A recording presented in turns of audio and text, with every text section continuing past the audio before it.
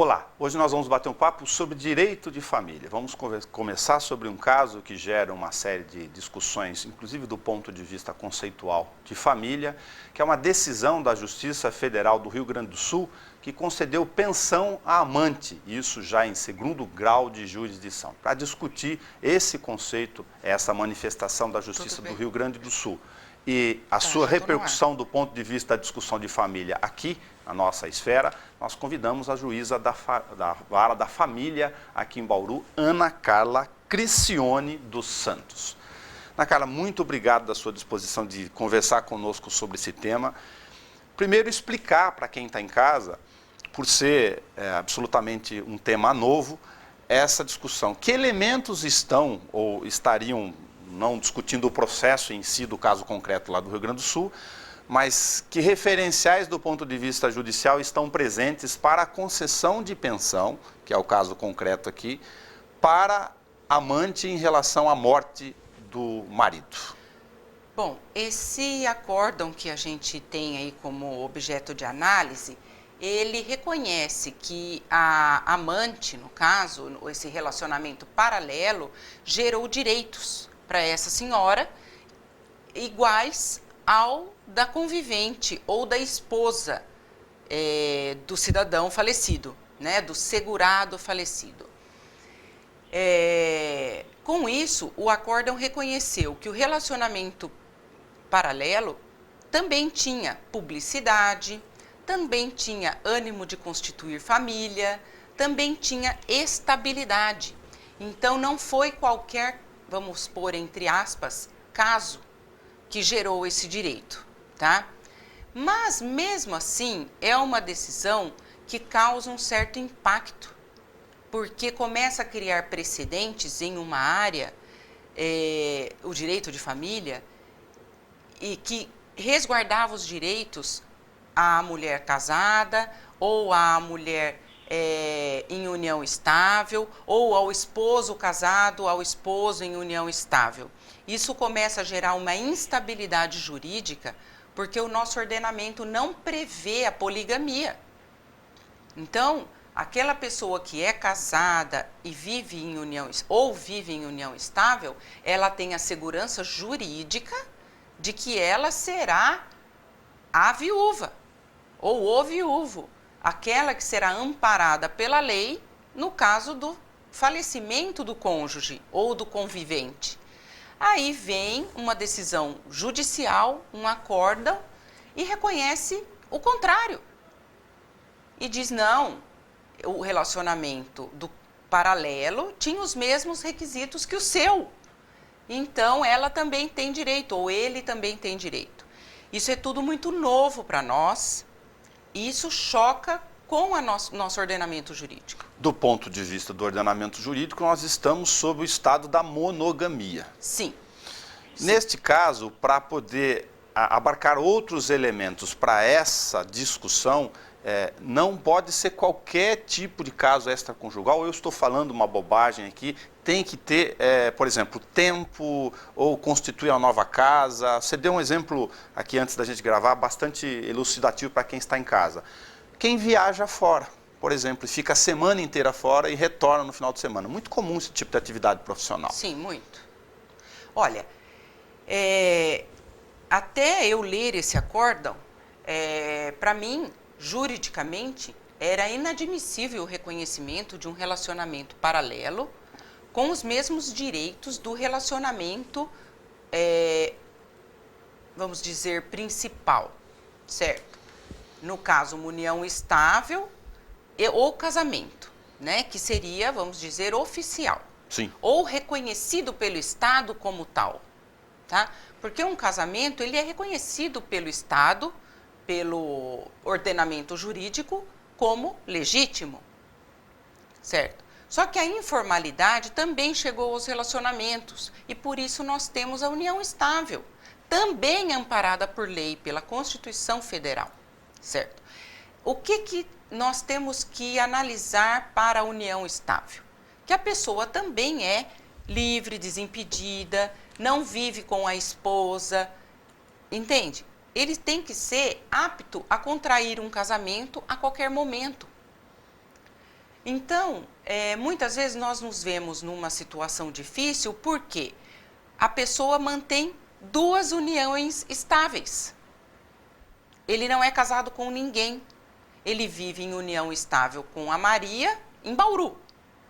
E vive com a Josefa, em Ribeirão Preto. Durante o mesmo tempo? Sim, durante o mesmo tempo. Com a Maria ele tem uma casa, com a Josefa ele também tem uma casa. A Maria, ele sustenta a casa da Maria, ele sustenta a casa da Josefa. Então, qual que é o oficial? Qual é o relacionamento oficial? Fica muito difícil para o juiz saber. Do ponto de vista do ordenamento jurídico, se nós estamos sob o estado da monogamia, deixar claro aqui que essa situação ela seria ilegal. Ilegal, é ilegal. O Estado não ampara a poligamia. Não ampara. E isso é, vamos dizer, no mínimo imoral. E se é imoral e o Estado não ampara a poligamia, a decisão coloca em conflito esses princípios. Coloca muito e vai provocar muita reflexão. No caso,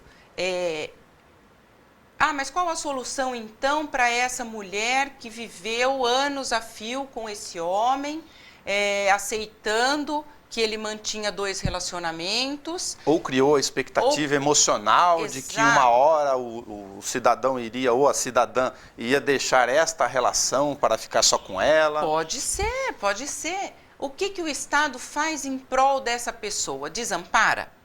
Não. Há inúmeros casos de ações de indenização. Entende? Não uma ação de reconhecimento de união estável, ou no caso do acórdão em estudo, de que ela era uma convivente, uma companheira igual à união oficial, reconhecida pelo Estado. Sim. Há casos em que são fixadas indenizações, né, que o espólio é condenado a pagar uma indenização para essa pessoa que viveu toda essa expectativa, um dano moral, vamos dizer assim. Entendi. Tá certo? É possível que essa questão extrapole o universo da pensão, que foi o caso aqui, por isso da Justiça Federal, por atribuição, que isso também seja discutido em relação à partilha de bens, por exemplo? Sim, é completamente possível, porque com esse acórdão que reconheceu a possibilidade dessa pessoa dividir a pensão com a esposa, é muito certo que ela vá se habilitar no inventário e pretender o reconhecimento judicial dessa união paralela para também ser admitida como meeira, certo? Então, o que aconteceria? Haveria a 50% que seria destinado à viúva meeira, teria que ser dividido em duas pessoas, mantendo intocada a parte dos filhos. Eu fico imaginando a família constituída da questão formal, com o casamento e com os filhos, e que, obviamente, em boa parte dos casos, não sabem dessa relação extraconjugal. É complicado. Eu fiquei invertendo a questão dos direitos, de se sentirem também prejudicados. E desamparados pelo Estado. Desamparados pelo Estado. Exatamente. Na medida que, no determinado momento, tiveram a surpresa, após a morte do marido ou da esposa, de que, olha, nós fizemos um planejamento familiar, de célula familiar aqui, Exato. constituído nesta relação. Exato. Que nós seguimos a lei. Exatamente. Isso é uma instabilidade, como eu disse há pouco, é uma instabilidade jurídica. A família legalmente constituída é surpreendida pela família paralela, né? E os filhos, tudo bem, a lei ampara, o filho havido fora do casamento não tem problema algum em ser já amparado estão pela garantidos. lei, mas outra esposa? Eu fico imaginando aqui também a aplicação de um caso parecido. Aqui se trata de pensão por morte, naturalmente porque o amante, o que criou a situação paralela, ele faleceu, mas dos casos de relações extraconjugais em que, num determinado momento, eles se findam. Sim. Ficaram 4, 5 anos e, com esse precedente, esta amante ou o amante também busquem o mesmo horizonte por causa do tempo. pode acontecer, em tese, dessa pessoa que teve o relacionamento rompido se ver lesada e buscar em ação de indenização, por exemplo, uma partilha de bens, alegando que também trabalhou, que também contribuiu para a pessoa ficar mais rica ou não, né? E pretender uma indenização. Ou, num outro caso que me veio à mente aqui, para reflexão, de que deixou de participar da sua carreira, abriu mão, apostando naquele novo relacionamento. Exatamente, muito comum isso, muito comum. Regra geral para as pessoas, então, não se confundirem em casa e não estão habituados com o direito. A rigor, na situação posta até agora, esse caminho para eventual indenização extraconjugal, já estou embutindo a palavra aqui, seria de indenização e não de reconhecimento dos direitos pelo Estado. Sob a minha ótica, né? Veja bem, eu falo como juíza de uma vara de família, né? Existem inúmeros outros juízes igualmente investidos de poderes pelo Estado para julgar esse tipo de processo. Claro. Certo? E não é um pré-julgamento, nós estamos debatendo a questão. As possibilidades São as aqui. possibilidades, a título elucidativo para a população. Já aproveitar a presença da senhora aqui para comentar, então, a diferença entre namoro qualificado e união estável. Digo isso porque também, do ponto de vista das relações comportamentais da sociedade, muitos namoros, logo na origem de alguns meses, as pessoas, até por uma razão econômica em alguns dos casos, e instituídos de boa intenção, vão morar junto para rachar as despesas. O que significa isso do ponto de vista jurídico? Bom, hoje em dia, com vamos dizer assim, um alargamento, uma soltura das amarras, da moral, né, dos bons costumes que os nossos avós tanto valorizavam, nossos pais, né, Nelson, que nós já somos um pouco mais velhos. Nós vivemos num mundo muito mais liberal, não é? Então, hoje em dia é muito comum, como o Nelson colocou, que as pessoas com pouco tempo de conhecimento mútuo partam para dividir um lugar em comum. E as pessoas não veem esse comportamento com a devida seriedade. Porque eu ouço muito as pessoas falarem: ai, esse é o fulano, meu namorado. Não é? Meu namorado, meu namorado, meu namorado. Só que é muito bonito o namorado enquanto tudo está bem. Porque aí todos encaram aquele relacionamento como um namoro de adultos. Um namoro. A gente vive junto, eu pago o aluguel, ele paga o mercado, paga o seguro do carro que nós compramos junto, mas ninguém vê aquele relacionamento com a seriedade de um casamento, de uma união estável. Ninguém vê, nenhum dos dois. Mas do ponto de vista emocional, fazer um parênteses aqui, fala, não, mas é um experimento bom que os Isso. nossos pais não tiveram oportunidade. Estou fazendo um test drive. Não é comum? Fala a verdade. Sim. Bom, só que aí, como tudo que não tem estabilidade e seriedade no enfoque, né, nos propósitos, isso acaba. Aí a parte que se sente prejudicada entra com a ação de reconhecimento de união estável. Aí o namoro foi pro brejo. Ah, não, eu era convivente, e eu quero partilha do carro que ele comprou, eu quero partilha do apartamento que eu ajudei a pagar. E a coisa embola. Tudo que antes era lindo, namorido, test drive, de repente ganha uma seriedade enorme. E essa prova em juízo é muito séria, muito séria. Porque muitas vezes o juiz não tem condições de saber o que vai no íntimo da alma das pessoas. Nós temos que nos valer de elementos objetivos, né? Sinais que as pessoas dão para a sociedade a respeito do relacionamento. Então, como se apresentavam? Eles estavam sempre juntos, o relacionamento era público, moravam juntos, entende? Então, todos esses sinais externos, extrínsecos, fora, que a gente mostra para o povo, vamos dizer assim, é de um casamento.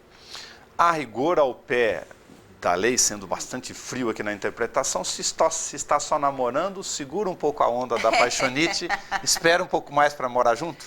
Eu acho que é o mais prudente, sabe, Nelson? Ou eu acho que se você vai morar junto com alguém, é porque você quer casar. Você está assumindo um relacionamento sério, de casado, tá? Se você não tem a intenção disso, olha, fica morando sozinho, é melhor um prejuízo a mais no bolso agora do que um prejuízo bem grande no final. Não permita que o outro pague suas despesas fixas, faculdade, carro, o apartamento, tá? Não tem problema um dormir na casa do outro de vez em quando, sabe? Isso é natural, isso é natural. Sim. Mas passar a morar os dois juntos na mesma casa, no mesmo apartamento, a ponto do vizinho saber, eles moram junto aqui mesmo, sabe? Isso leva à sociedade a impressão de que são casados ou vivem em união estável. Eu ia perguntar para a senhora o que a senhora pensa do instrumento previsto, felizmente pela legislação, de simplificar, inclusive, um pouco essas relações, de, após um tempo, 1 ano, 2 anos, enfim, de namoro, alguns meses, se eles estão convictos disso, ir até o cartório e registrar a união estável. Muito boa colocação. Se as partes querem que se torne pública a intenção de que vão viver em união estável, podem fazer a escritura de união estável no cartório e inclusive escolher o regime de bens. O regime, já separando questões desde já.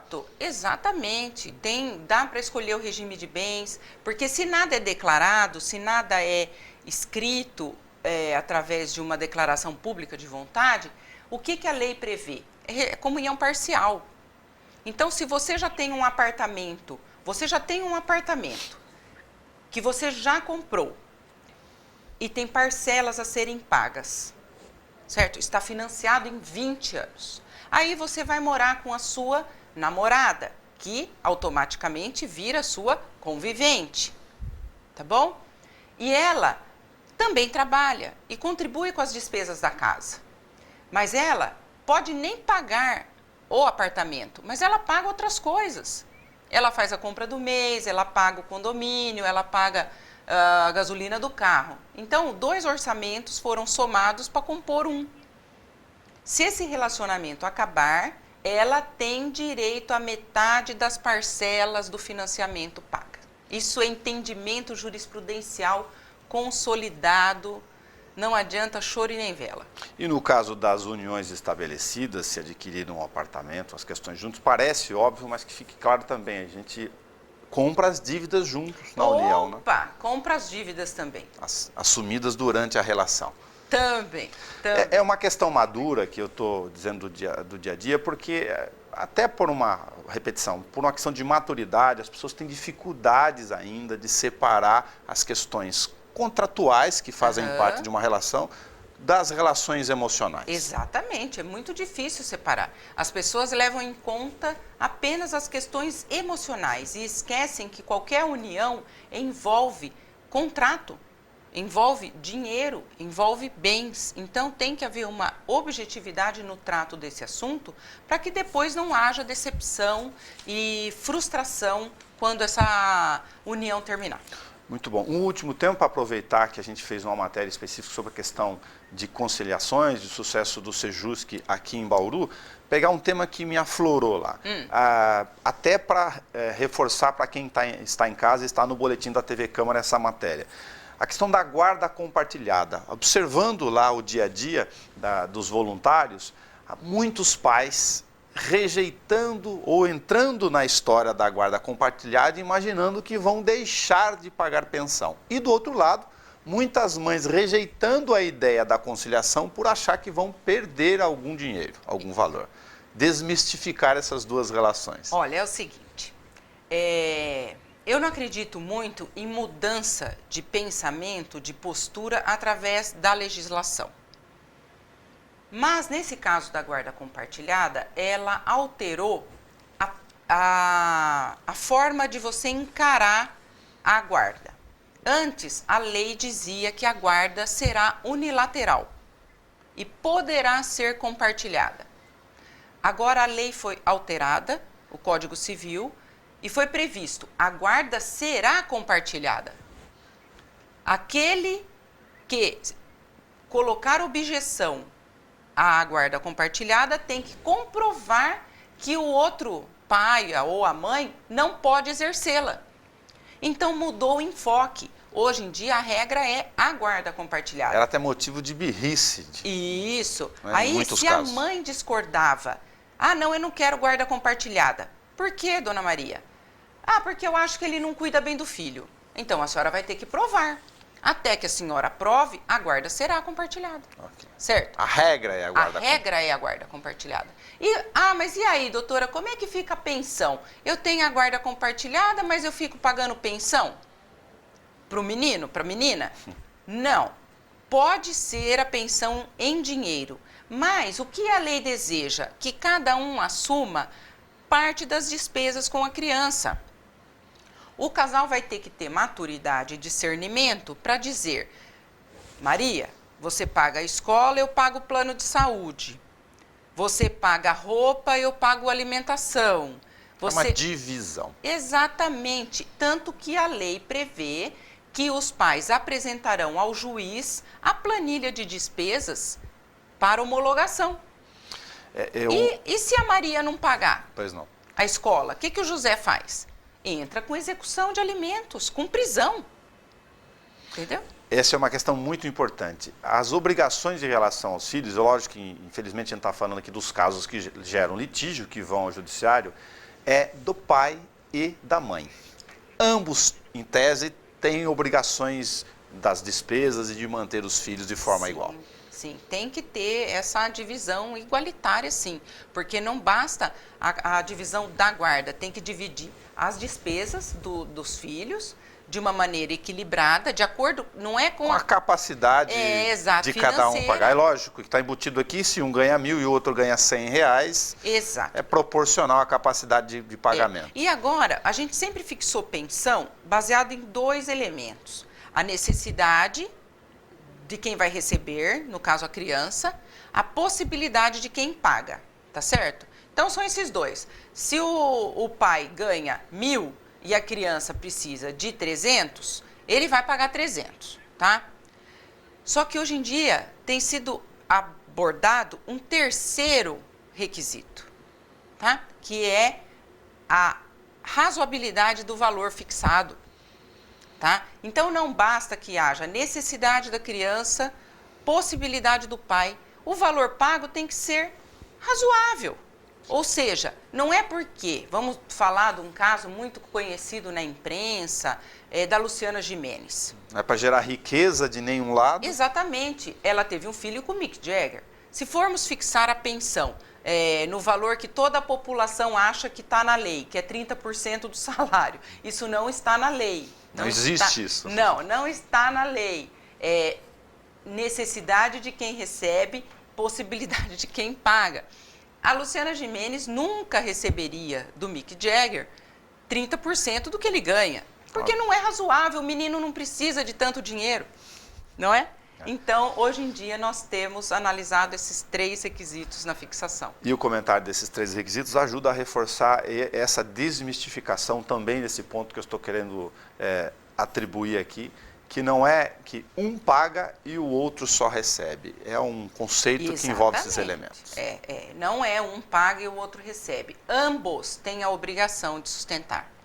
Ana Carla, muito obrigado por você ter vindo conversar conosco aqui, e se eu pudesse resumir a discussão sobre a questão da pensão pós-morte, no caso o INSS do direito da amante, que é o nosso caso originário, do ponto de vista do direito, discutir o cumprimento da monogamia, das relações da célula familiar.